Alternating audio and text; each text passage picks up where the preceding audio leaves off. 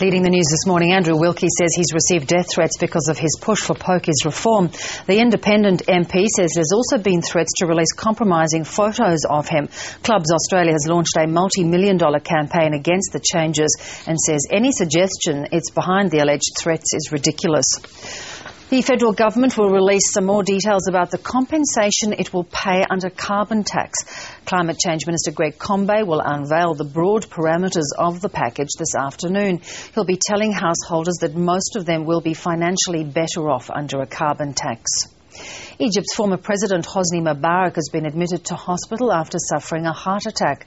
Egypt's state television has reported it happened while prosecutors were questioning him about alleged corruption. It says he is in intensive care. France and Britain say NATO isn't doing enough to protect civilians in Libya. The country's foreign ministers are urging NATO to intensify its military operations there. But the chief of the operation says NATO is already doing all that it can. Two planes got just a little too close to each other on a tarmac at New York's Kennedy Airport. An Air France Airbus A380 was taxiing along the runway when it clipped the rear of a smaller jet. Hundreds of passengers were on both planes and no one, thankfully, was injured.